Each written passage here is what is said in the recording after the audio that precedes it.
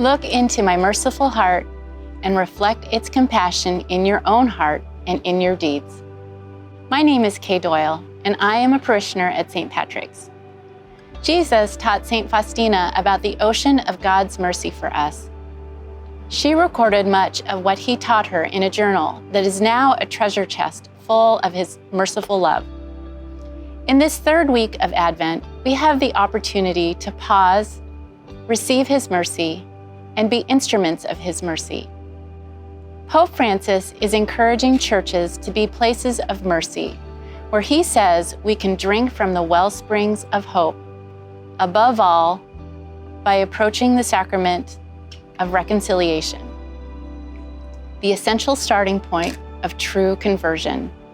We will have many opportunities to experience God's mercy in the sacrament of reconciliation during Advent, including cookies and confession on Wednesday, December 18th.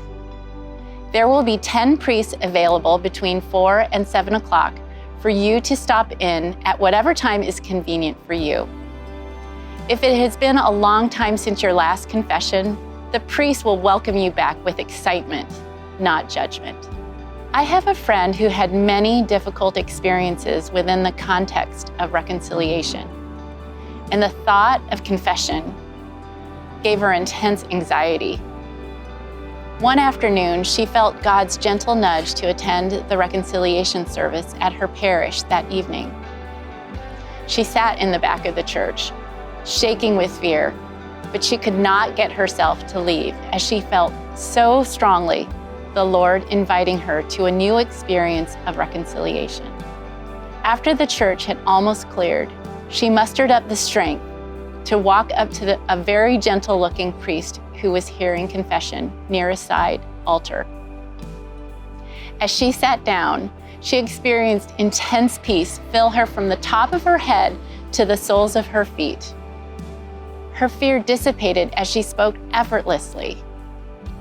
As the priest gave her absolution, she felt a freedom she had never felt before and thought, this is what the sacrament of reconciliation is supposed to be like. She told me she seemed to float out of the church. Sometimes I find myself struggling to go to confession. It can feel like a hard thing to do in the moment. Yet the grace, peace, and sometimes even joy that I feel always amazes me.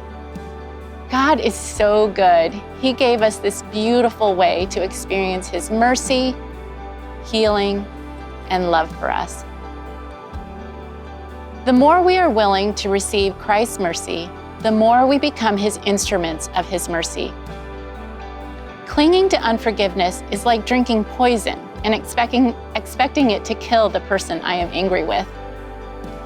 Holding unforgiveness only hurts the one refusing to forgive. Forgiveness is not the same as reconciliation. To forgive is to release any right to judge the other, choosing to let go of the harm they did to you, and asking the Lord to bless them. To reconcile is to restore the relationship. Sometimes this is possible, sometimes it is not. Forgiveness, though, is always possible. I've noticed that with each confession, it becomes easier to forgive others who have hurt me. The grace we receive from the sacrament of reconciliation equips us to become an instrument of God's mercy, the same mercy we receive ourselves.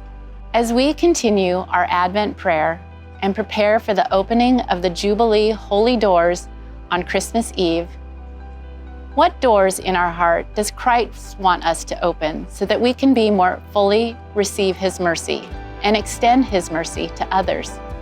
Who will we ask Jesus to help us choose to forgive so that we can be made whole as one family, living our Catholic faith and inviting all to know the love of Christ?